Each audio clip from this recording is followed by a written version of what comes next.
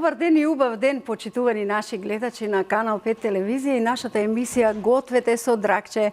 И денеска сме на нашето место и денеска сакаме да ви подготвиме еден убав рецепт. Овој пат ќе биде десерт и верувајте ми дека денешниот муабет многу ќе ви се допадне и ќе ви биде многу корисен, затоа што имаме посебен гостин кој што ќе говори многу за областа за која што ние треба да се усмериме во нашиот живот. Имаме луѓе кои што многу трошат пари, имаме луѓе кои што немаат пари, има луѓе кои што ги чуваат парите под перница, потоа некој ги ограбува, но ќе говориме малку подоцна како и што треба да направиме, затоа што за таа област имаме експерт во нашата емисија.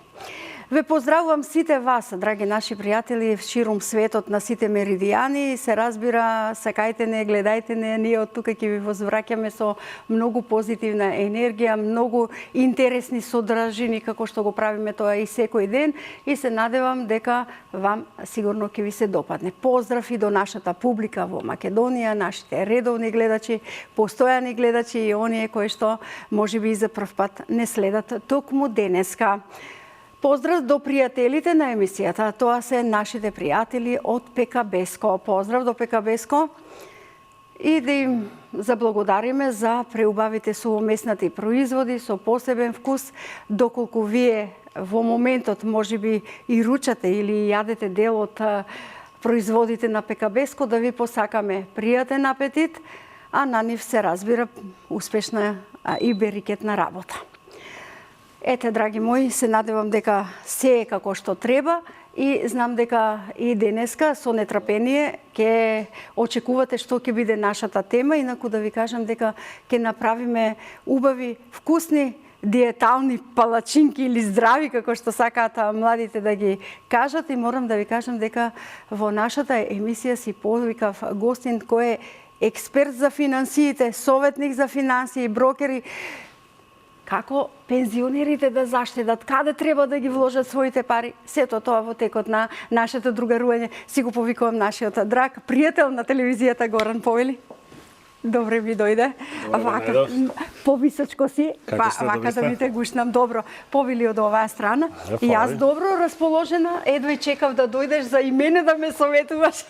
Баш ми е драго. Како би било, нели корисно, човекот да не се плаши за своите финанси. Нели стравот некогаш ги збунува луѓето? Најчесто да. Стравот е можеби главната причина во однос на финансија. Стравот доаѓа од не големо познавање на темата. Никој од нас немал можност уште од мали нозе да учи за темата пари, нити во образованието, нити во општеството, нити од дома. Немал од каде да добие информации во однос на тоа како да раководи со своите финансии и пари. И затоа сега доаѓаме во ситуација да кога се спомнува темата пари, одно имаме блог. Но имаме и некои лоши искуства каде што велат ограбиле менувачница, ограбиле банка, објекти, се срушило некое огромно царство на банкарски ланци. Така. Украдени пари од подперница. Сето тоа така. како искуство нели ни дава страв повеќе. Ни дава страв, ни дава сомнеш, едноставно не знаеме како да раководиме со средствата и онда идеме на оние најтрадиционални начини. Едниот е да ги чуваме во банка, другиот е да ги чуваме под перница. Ние имаме во моментов неверојатни бројки, 11 милиарди евра имаме во банките, околу 7-8 неофицијално под перница, што е една огромна маса на пари. Па видовме и во зидови. Да, и во зидови, да. Тие под перница ги рачунаме, ама беа во зид, да. Да се пошегуваме на целата таа трагикомедија која што се случува, има луѓе кои што ги закопуваат во тегли, во грниња како во старо време и во книги ги чуваат, има и такви. Па глувците доаѓаат. Интересна ти е професијата, Горан. Да се советува една личност како да постапи со финансиите кои во моментот не му се потребни на еден човек. Нели, зборуваме за потребните во рете, да се платат сметки за храна, за сите оние кои што животни придобивки ни се потребни, но оние пари кои што во моментов не ни се потребни, како да ги усмериме на право место, така?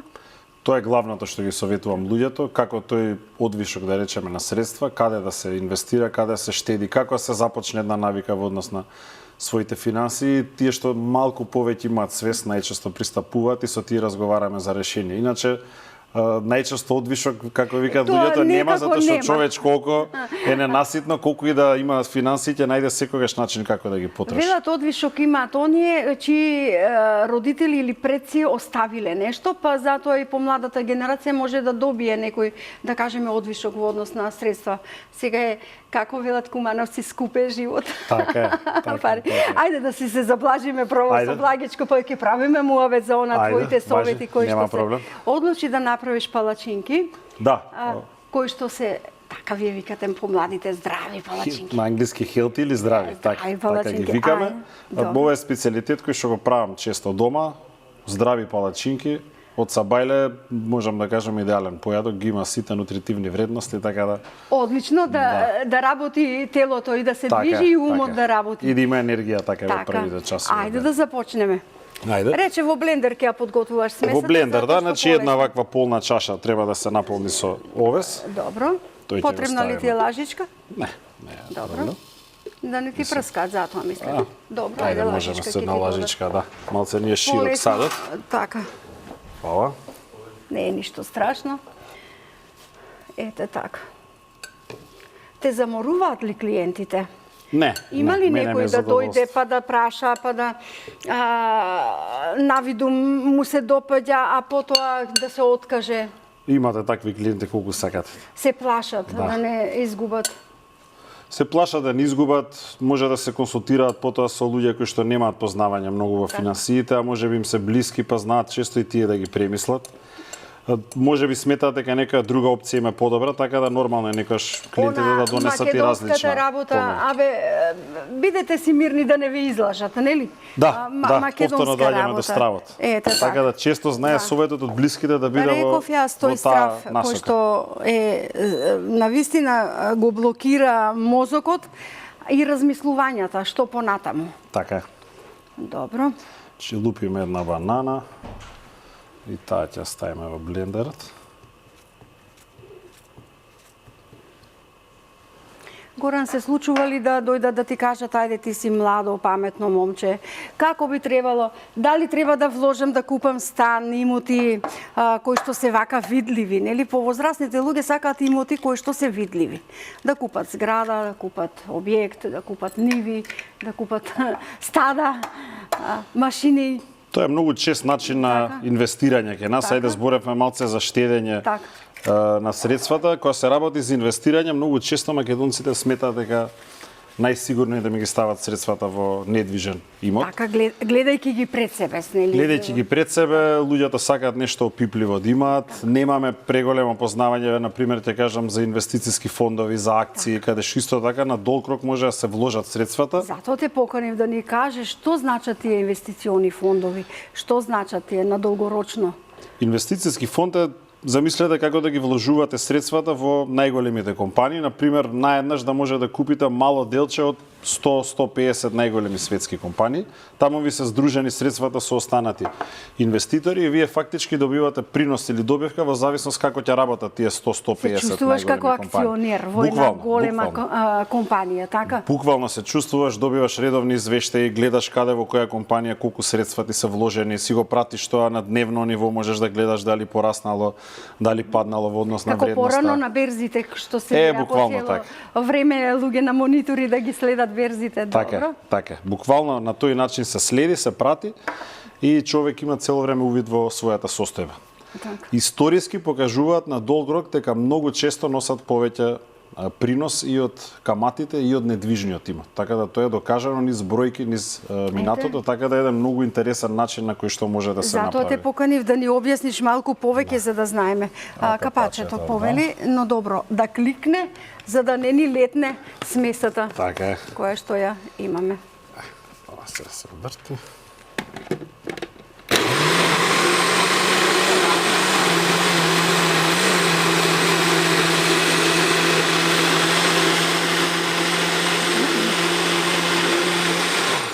Морам да ти кажам, овој мој другар блендер е навистина добар, пријател. И добра поддршка во нашата клината. Да.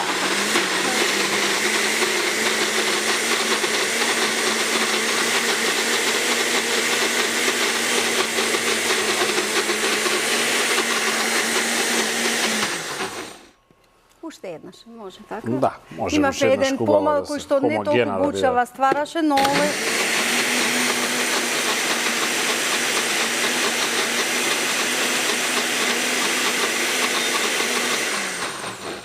Ево, Добре. сега ќе го префрлиме во сад. Дали потребно да ставам масло на тавата или самиот тоа Да, ќе го може да направиш? малце да се загрее прво неколку тавата, па капки. после да се стави малце масло. Е поставено. Одлично.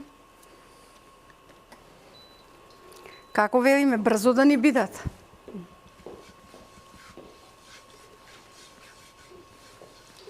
Одлично.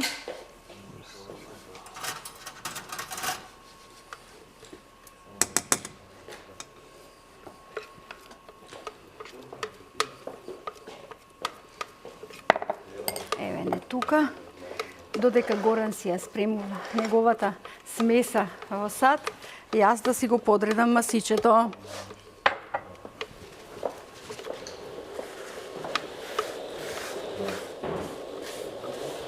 Сакате палачинки, нели? Знам. Сега кои ќе почнат вкусно да мирисаат, уште повеќе ќе ги сакате. Добро. Дали ти треба помош, Горан? Добро. Борете.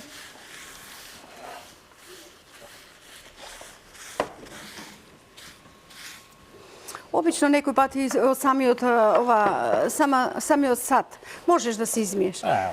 Добро, добро. Во ред. Ете така. Некојаш и директно од сад ги ставаат во самото такче. На осмица ја поставив. Да, Дали ти е можеме потребна една и- помалце, на седмица, мислам Може? дека е најдобро. За потивко да оди да не Така е, да. прегоруваат. Добро. Така Ајде. Еве така. Одлично. Добро. Пробаш ли малку така со лажиче? Најчесто не. Загре- Така, дали по не око се, загре- О, по добро. око се гледа Добро. така. Може да биде и потечна смесата, Ова, може да не. биде и потврда. Не може да го извади. Добро, нека остане. Се става од око колку сакате. Ја обично си правам како круг форма. Да бидат како американските така, да. палачинки. Добро. Одлично. Ова. Сега сакам да те запрашам. Можеме ли во кратки црти да покажеме една сликовитост во однос на Еве, јас доаѓам и ти велам, располагам со пола милион евра. Добро, добра сума е, да. За почеток е добра А ќе сума. кажеш, добро, седнете. Да. Ајде да размислиме што би направиле. Да збориме, вообичајното е 50 до 100.000 евра, некои од 20.000 евра, зависно нели колку има заштедено. Што е првата помисла кога би дошол еден, да кажеме, клиент, така нели? Што ти како личност би му предложил веднаш? Па вака, прво мора да разговараме колкава од сума, значи пример ако имаме 50.000 евра, кажавме, да видиме колкав дел од таа сума му треба за краткорочни потреби, Така. среднорочни и долгорочни. Што значи краткорочни, колку во наредните година дена би му требале, колку би му потрошил. требале во наредни 3 до 5 години и која сума е спремен да инвестира над 10 години. Така. Во тој случај може да се процени во кој пример дали ти идеме во инвестициски фонд или ти идеме во некој друг одреден финансиски продукт. Тоа е многу важно на почетокот да се одреди за Така. човек. Дали сака да реши прашање пример за приватна пензија, дали сака да реши Тоа прашање. сакам да кажам, дали има таа возрастна, битна е возрастната граница на Многу на е важна личност. возрастната граница Да. и пак ќе кажам која потреба сакаме да ја решиме. Добро. Секој човек има различна потреба и спрема потребата на човек ние одредуваме какво финансиско решение ќе му обезбедиме. Во глобала, многу често со клиентите правиме прво една анализа финансиска, преку Така. таа анализа има одредени прашања преку кои што клиентот ги одговара овие прашања кои што сега ги кажав, колку долгорочно, дали воопшто имал до сега некакви навики во однос на своите финанси, да видиме дали е за прв пат, дали Така. веќе нешто правел, па да видиме што на страна од тоа што го направил да му понудиме. се прави една анализа, се добива најдобро custom-made, ние го викаме кастомизирано портфолио, односно продукт. Так. Буквално да знае човекот дека за неговите потреби ќе биде тоа решение. Колку убаво го тоа кажа дека колку во оваа година би му се потребни потрошоците и потоа колку во наредните години кои што му доаѓаат во неговиот живот. Навистина тоа е убава работа да се советува секој со личности како тебе, затоа што пак ќе кажеме, нели, човечкиот ум многу брзо размислува, многу брзо го напаѓаат и лошите и добрите мисли и во моментот може да дојде до забуна. Најмногу верувам дека се плашат луѓето кои што веќе одат во пензија. Си велат дали децата ќе ме слушаат, па дали имотот ќе остане како што го создал некој, што ќе се случува со финансиите. Има ли луѓе да кажат јас овие финансиски средства што ги имам сакам да ги поделам на членови од семејството, но вие да ми предложите каде да стојат, не веднаш да се трошат. Имаме ситуации. Тоа е многу битно, не? Имаме такви ситуации, меѓутоа подобро е човек пред да дојде до тие пензионерски денови малце порано да почне да планира со средствата, затоа што голем дел од луѓето, посебно веќе на статистиките говорат дека кога ќе дојдат во пензија веќе се живеат во горе-доле во немаштија. Значи имаат еден пад на стандардот кој што знаеме дека станува се поголем и поголем од време на време. Пензијата е доста помала од платата и после веќе луѓето размислуваат најголем дел како да преживеат. Затоа што ги имаат децата, ги имаат и внучињата. Така имаат уште време кај што треба да живеат, а го имаат сега па цел ден на располагање за трошење на финанси. Претходно оделена работа, сега го имаат цел ден на располагање, така да тука има голема разлика. Најмногу трошоците одат, велеме, во делот од храната, во делот од реновирање на домот, обновување на работи кои што се трошоци поголеми. Така. Ете така. Значи, многу интересна работа имаш. Ова е сепак, како да кажем, малку повлијателно треба да се зборува и со тоа го велиме со факти, со појавување, како што велиш ти, табела на која што ќе му објасниш и усно, и сликовито, да свати личноста дека тука нема измама, дека средствата на вистина ќе бидат ставени на праведно место. Така, значи многу важен дел од пристапот е едукативен, значи голем дел е едукативен настапот пред клиентите, мора да разберат што земаат.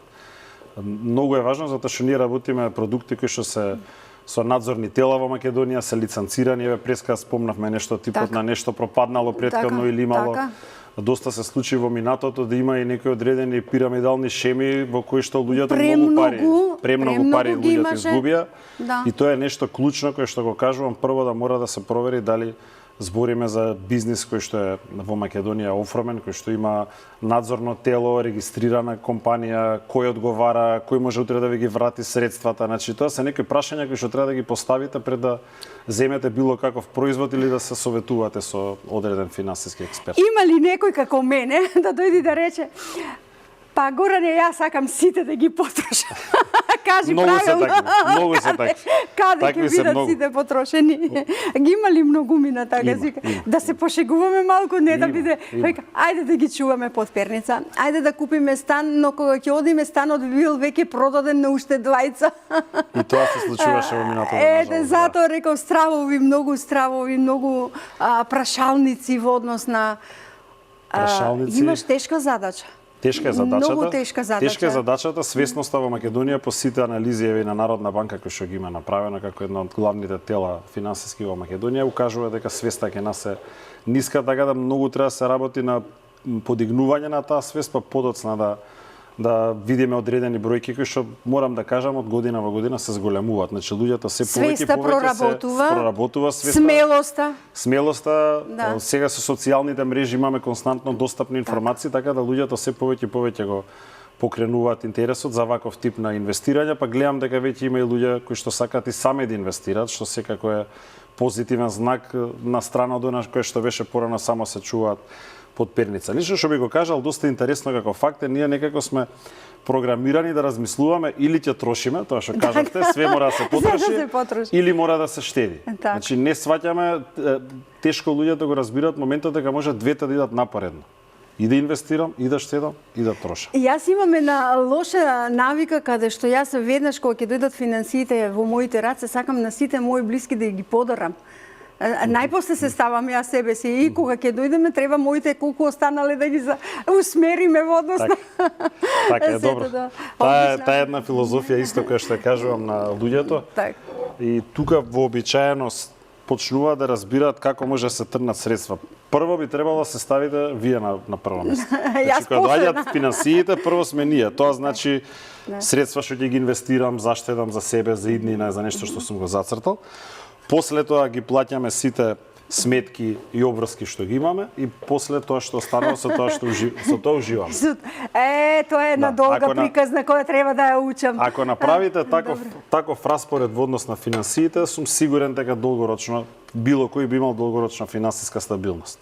Само на таков начин. А ние обично размислуваме, чекај ако ми остане нешто ќе тргне. И најчесто не останува никогаш. Никогаш не останува за жал. Ете така. Добро, порано имаше една да кажеме еуфорија на повозрастните кога ќе се роди детенце во домот, веднаш да му се направи штедна книшка во која што сите финансии ќе се собираат на долгорочно, кои што ќе бидат Така, ќе се инвестираат до негово 18-та година. До неговата 18-та година. Тоа почна стана паметна работа е тоа. Тоа е многу паметна работа. Така? Голем дел од родителите гледам дека ја прават. Нормално традиционалната пак ќе кажаме банка, меѓутоа ние исто така нудиме еден многу интересен концепт, буквално од раѓање да му се направи нешто кое што ќе трае до 18 години. Што порано се направи тоа подобро.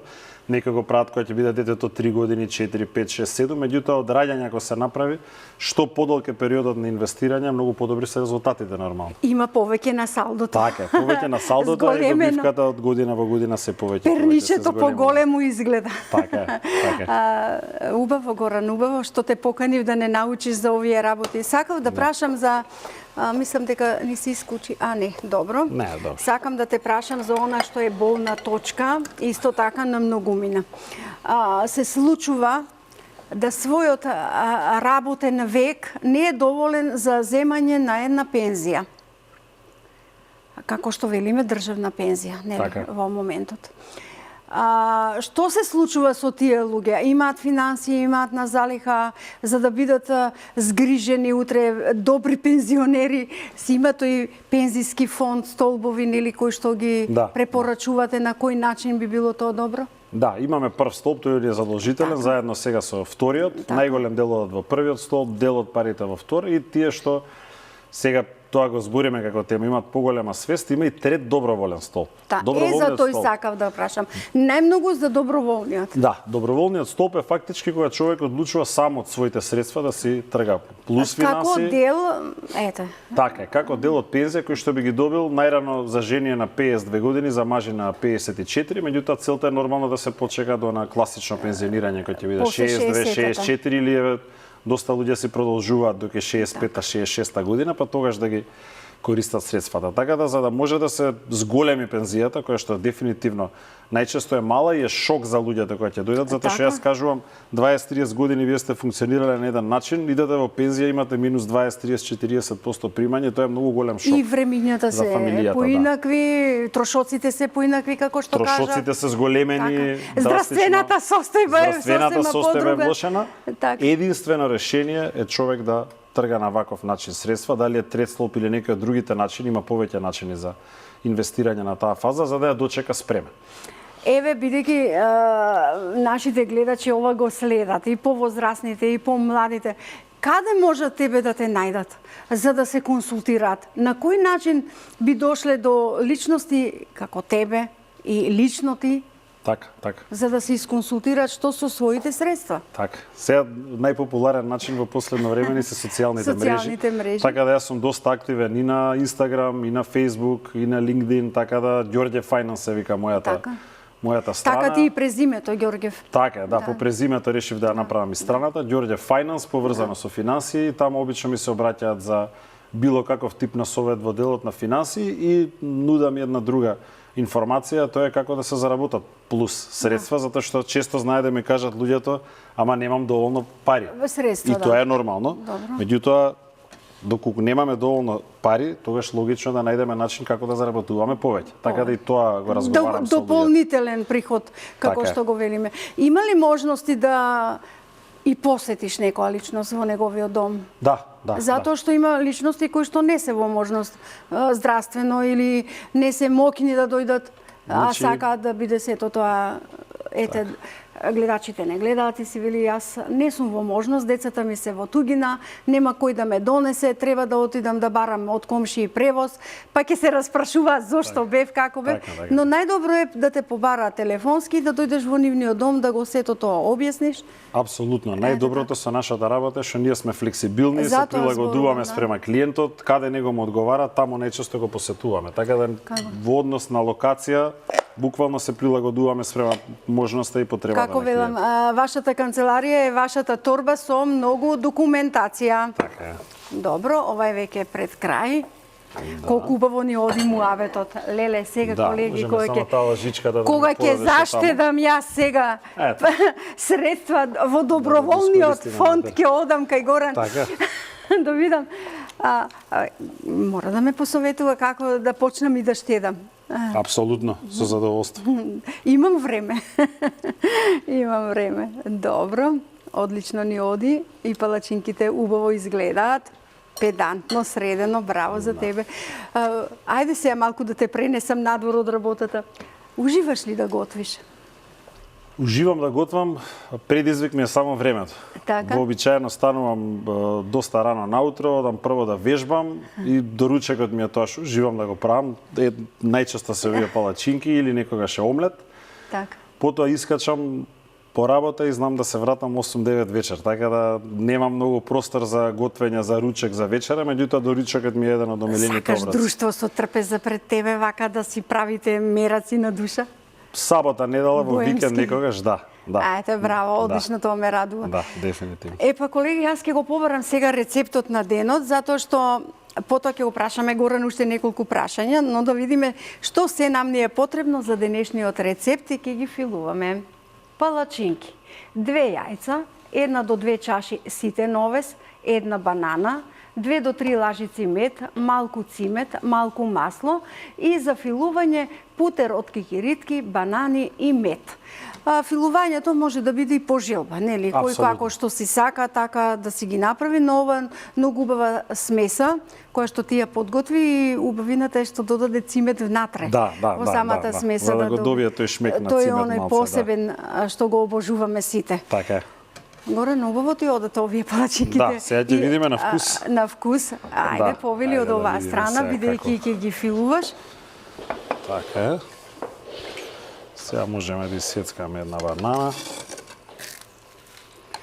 Додека јас и ти работиме овде, колегите од таму прашуваат, аман, Горан, уште колку може да се додаде во тој втор столб, во третиот столб, а ти како велиш? Минимумот е 1000 денари, а погоре колку си сака, така? Така, значи по околу 1000 денари за третиот столб збориме, обично тоа е некој минимум кој што го плаќаат.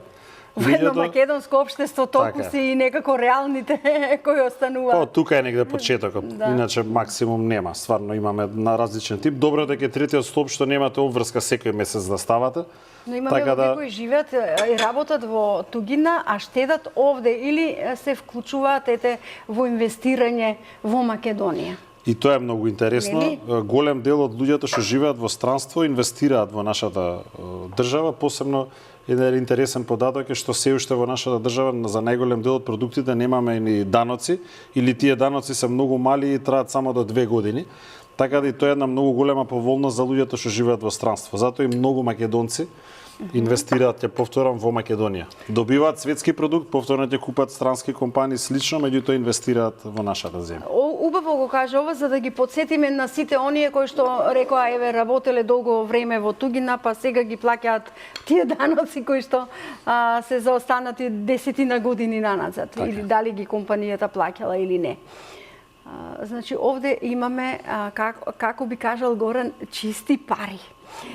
Чисто штедење или како се вели тоа, инвестирање повеќе се вели. Инвестирање, да. Ако збориме за акции, за инвестициски фондови, инвестирање, имаме и штедење, голем дел луѓето во животно осигурување штедат, тоа е многу добар продукт. Така да имаме. Убаво што ме потсети, сакав точно за тоа и да те запрашам. Кога кажав дека ќе ми бидеш гостин во емисијата, обично имало клиенти кои што токму се обратиле кај тебе за тоа животно осигурување, кое што е навистина многу битно. Да. Како доаѓаат времињата се погоре и погоре од годините, па и во младоста, човекот треба да биде сигурен дека некој утре од некаде може да си дозволи лекување во странство. Така, да извади од своите средства и да се лечи. Претежно, животното осигурување е еден тип на штедење на средства, меѓутоа ги заштитува нашите најблиски во не дај Боже случај, доколку се случи некоја несреќа, да биде обештетено семејството на една поголема сума во случај да главниот извор од семејството не е повеќе тука. Ако не е присутен, може некој од веќе самата потомците. осигурителна компанија ги дава средствата на наследниците, најчесто на семејството на самиот човек кој што го имал, а истовремено му се инвестираат средствата. Така да го викаат еден најкомплексен и можеби најдобриот производ финансиски измислен од многу ли е човечка тоа значено, дали клиентот ќе си може да даде и назнака? Еве, јас ја назначувам мојата керка така е, или точно моите се две назначува. керки. Апсолутно. Така. Со име, презиме, матичен број, точно Така. се наведуваат лицата кои што би биле наследници на таа полиса. Да. На сопругот и сопругите не смеат. Ќе ги дадат на некој друг. Најчесто не кажуваат. Да, многу е интересно. Горан, ова ја испадна многу убави палачинки. Да, ова е горе-доле некој филинг, пак ќе кажам, може секој по свој вкус.